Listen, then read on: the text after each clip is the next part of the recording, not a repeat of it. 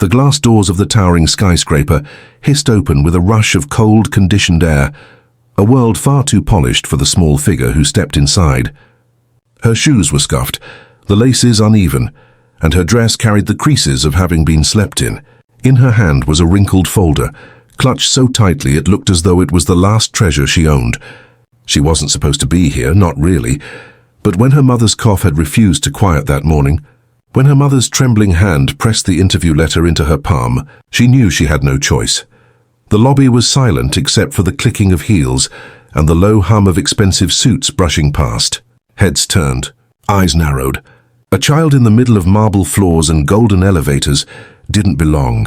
She was too small against the vast backdrop of success, too fragile for this cold, gleaming temple of money and ambition. Yet she walked forward, her chin lifted just high enough to hide the storm swirling inside her chest.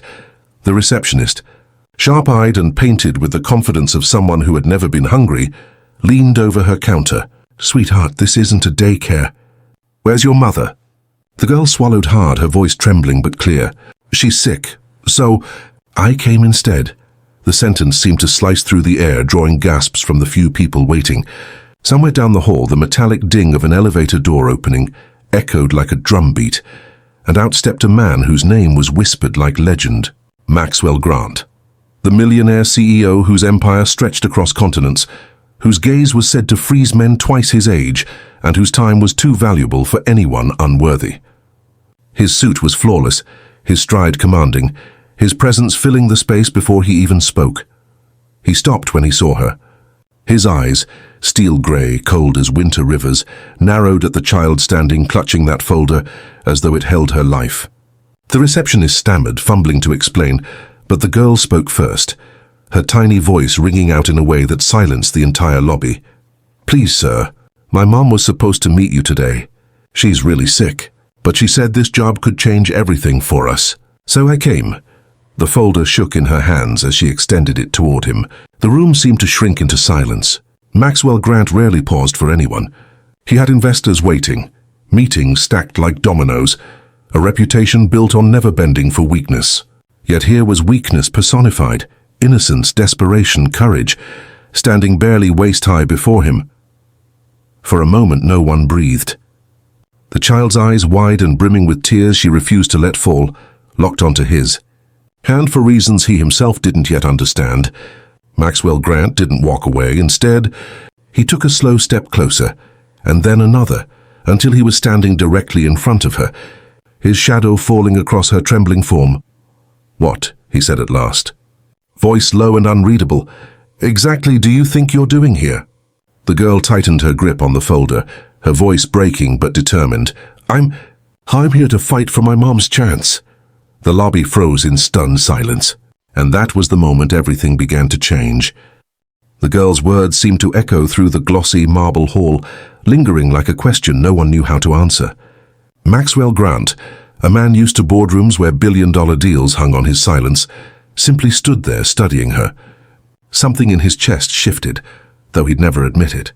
But before he could speak, a security guard stepped forward, his voice gruff. "Sir, should I escort the child out?" Maxwell raised a single hand. "No, let her speak." The guard froze. The receptionist's jaw slackened, and the girl, little more than 9 or 10 years old, looked down at her worn shoes as though summoning the courage of someone far older. She opened the folder and held up a crumpled resume. It wasn't hers. The name on the paper was her mother's.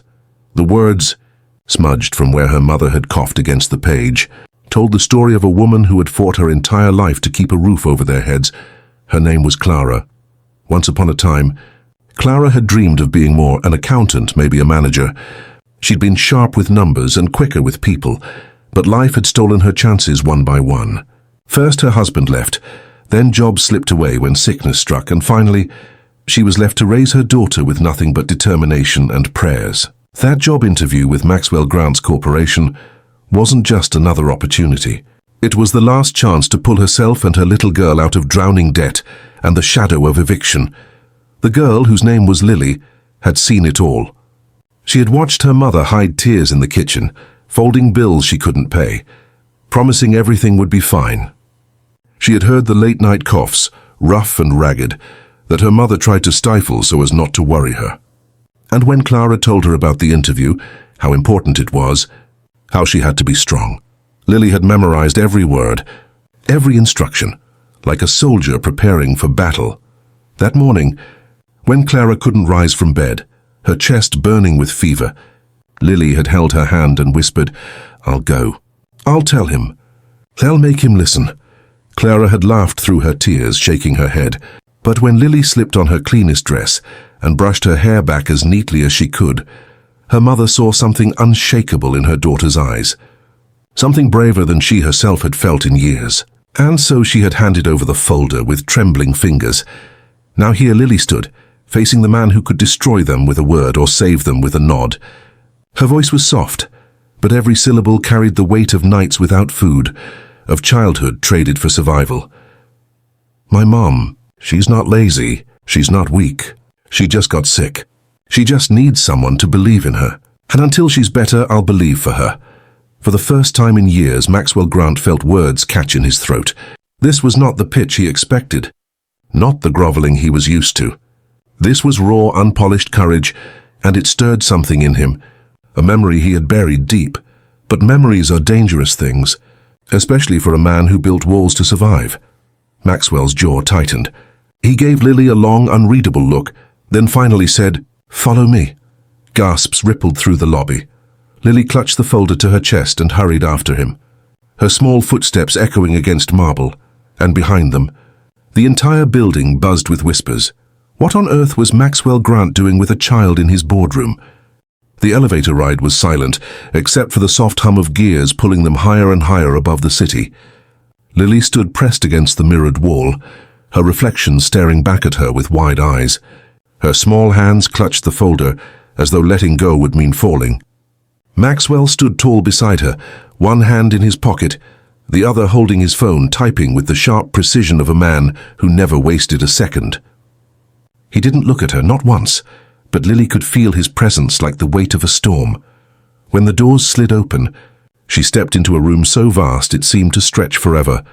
Polished wood table gleaming beneath a chandelier of crystal, floor-to-ceiling windows revealing a skyline that looked untouchable.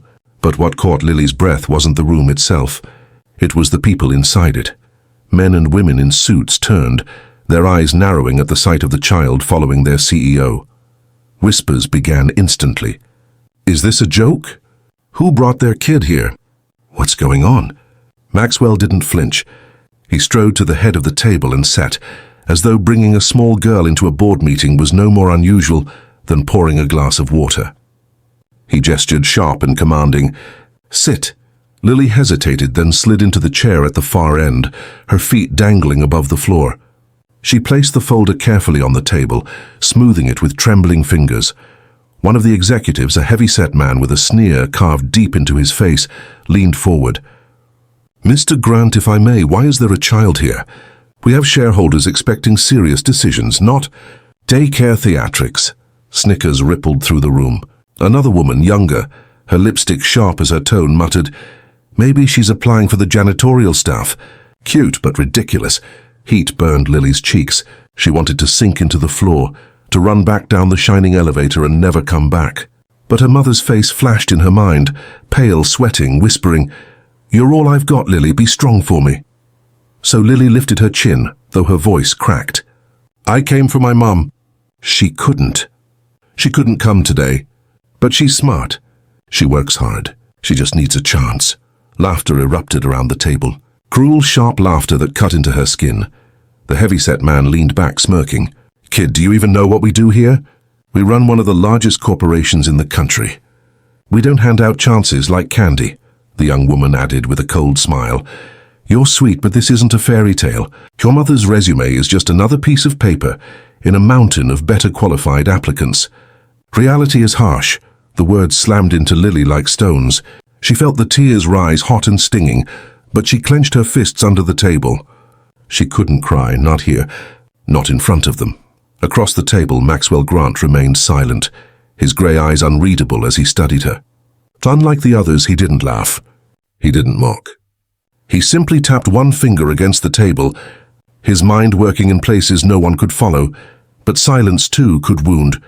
Lily swallowed hard, her voice barely above a whisper, but steady enough to silence the laughter. If you won't believe in my mom, then believe in me. Because I know she deserves this more than anyone in this room. The laughter died. The boardroom grew still. Maxwell's finger stopped tapping, and for the first time the wolves in suits weren't sure if the child before them was prey, or something else entirely. The boardroom's silence was sharp, like glass about to shatter. Lily sat at the far end of the table, her small shoulders squared, though her eyes flickered with fear. Maxwell leaned back in his chair, steepling his fingers. He was not a man who revealed his thoughts easily, but even he could not ignore the tremor of conviction in the little girl's words. The executives, however, were less forgiving. The heavy-set man scoffed again. "Mr. Grant, this is absurd. We have quarterly projections to finalize, mergers on the table, and you're entertaining a child's fantasy." "With respect, sir, this is a waste of time," but Maxwell didn't dismiss her. Not yet. Instead, he turned to Lily, his voice even, testing. "Do you know what your mother applied for?" Lily nodded quickly. "Yes, office assistant. She said she could do the numbers, organize everything, help people who are too busy. She said it was honest work." Her words faltered, then rushed out in a whisper. "And she needs it. We need it." For a moment, something flickered in Maxwell's eyes. Honest work. The phrase echoed against a memory he had tried to bury. His own mother. Her hands blistered from cleaning offices at night while he slept on a cot in the corner. She had whispered the same words. "Honest work, Max, that's all we can do." "Honest work will carry us through." He blinked, shaking it off, returning to the present. But Lily had seen it. A tiny crack in the armor of the man who seemed untouchable. The woman in red lipstick leaned forward, her tone biting. "Child, you're brave, I'll give you that. But bravery doesn't pay rent. Your mother's application is nothing special. You said she's sick. Why should this company take a risk on someone who might not even show up?" The cruelty in her words was deliberate, and this time Lily faltered. Her throat tightened, her chest rising and falling too fast. She wanted to scream that her mother had worked through pain, through hunger, through everything. But her voice caught, trapped beneath the weight of every night she had seen her mother curled up on the couch, coughing until her body shook. The laughter from earlier had died, but now the silence pressed harder. Lily lowered her gaze, blinking rapidly to stop the tears. Her small hands clutched the folder so tightly the edges bent. She whispered almost to herself, "She just wants a chance to breathe. To not worry every night if tomorrow we'll have a home." Maxwell's jaw tightened. He didn't move, but deep inside the words lodged where nothing had pierced in years. He remembered nights when the only meal on the table had been because his mother took on another shift. Her body breaking while her pride refused to. Lily didn't know that her quiet plea had stirred something dangerous in the man across the table. Empathy. The one thing Maxwell had long sworn never to feel again in business. The executives exchanged glances, restless, irritated. This was going nowhere, they thought. A child couldn't sway a titan of industry, but Lily's last whispered words hung in the air, fragile yet impossible to ignore, and Maxwell, silent and unreadable, leaned forward just slightly, as though something inside him demanded he hear more. For several long seconds, Maxwell said nothing. His executives shifted uncomfortably, shooting impatient glances at their watches, but he didn't move. Instead, his grey eyes stayed fixed on Lily, watching her as though she were unraveling a code no one else could see. Finally, he spoke, his voice cutting through the air like steel. "Tell me, Lily, do you know why your mother wanted this job? Beyond the bills. Beyond survival." Lily looked down at her hands, twisting in her lap. Then she whispered, "Because she wants me to have a future. She says I'm too smart to grow up scared all the time. She says, if she can't give me much, at least she can give me a chance to dream." The boardroom fell still. For a moment, no one dared breathe. It was the kind of truth that burned too close to the bone. Maxwell leaned back, his expression unreadable. But inside, something old and buried rose to the surface, because once long ago he had heard the same words. His mother, frail, tired, forever bent over the weight of survival, had told him, "I don't care if I break, Max. You'll be the one who dreams." He had clawed his way up from the dirt with those words carved into his heart. He had sworn he would never be poor again, never weak, never desperate. And he had succeeded. But at a cost. He had built walls so high that no one, Not even himself could climb back over them. And now, staring at Lily, he saw his own childhood staring back at him. The heavy-set executive interrupted sharply. "Sir, this is nonsense. The mother is not here. We cannot waste our time entertaining a child's theatrics." But Maxwell's voice came low, calm and dangerous. "This isn't nonsense." He turned his gaze on the man, and the executive flinched under the weight of it. "This is what reality looks like outside these windows." "Maybe you've forgotten," gasps murmured around the room. No one challenged Maxwell Grant openly. But still, skepticism lingered. And then came the twist. Lily reached into the folder and pulled out something no one expected. Not her mother's resume, not certificates, but a letter. Handwritten, shaky, every line trembling with desperation. "My mom wrote this last night," Lily said, her voice breaking. "She told me not to show anyone, but I think you should see." She slid the letter down the polished wood table. One of the executives snorted, but Maxwell reached for it. His eyes scanned the words, and for the first time in years his hands stilled. The letter wasn't just about the job. It was about her daughter. Clara had written of nights she had gone without food so Lily could eat, of hiding eviction notices under the couch cushions, of praying her body would hold together just long enough for Lily to grow a little older. And at the end, one final line. "If I cannot fight for her tomorrow, I hope someone else will." Maxwell set the letter down slowly. His face revealed nothing, but his silence said everything. The room bristled with unease. Lily looked at him, her eyes shining with unshed tears. "That's why I came. Because today, she couldn't fight. So I have to." For the first time, the wolves in the boardroom didn't laugh. They didn't sneer. They shifted in their seats, unsettled, as though realizing the story unfolding before them wasn't one they could dismiss. And Maxwell Grant, the man who had built an empire on walls of steel, found himself standing at the edge of a decision that could shatter them all. The letter sat in the center of the polished table, its creased edges and uneven handwriting a strange, fragile thing in a room where deals were typed, notarized, and signed in ink worth more than the paper itself. No one spoke. Not even Maxwell. For a moment, it seemed as if the building itself was holding its breath. Then the spell broke. The heavy-set executive shoved back his chair, his voice rising in frustration. "This is absurd. Mr. Grant, we're being manipulated by a sob story. If we start giving handouts to every single applicant with a sad tale, where does it end? We'll have a charity, not a corporation." Lily flinched, her small body shrinking against the chair. His words hit like whips, but she gripped the folder tighter, refusing to cry. Another voice joined, the woman in red lipstick, sharp and venomous. "Exactly. This isn't business, it's sentimentality. And sentimentality destroys companies. Look at her, she doesn't even belong in this room. What are we doing indulging a child's fantasy when we should be focused on profit?" The others murmured their agreement, emboldened. One after another, they piled their objections, their arguments. "We can't risk resources. Her mother is a liability. This makes us look weak." Their voices rose like a storm, crashing against Lily until she felt the edges of her courage fray. Her chest tightened. Her hands shook. She was just a girl. What was she thinking? But then she remembered her mother, sweat on her brow, voice breaking with coughs, whispering, "You're all I've got. Lily, be strong for me." And from somewhere deep inside, strength flickered. Lily stood, her small hands pressed flat against the table as she looked around at the sea of disapproving faces. Her voice trembled, but she forced it louder.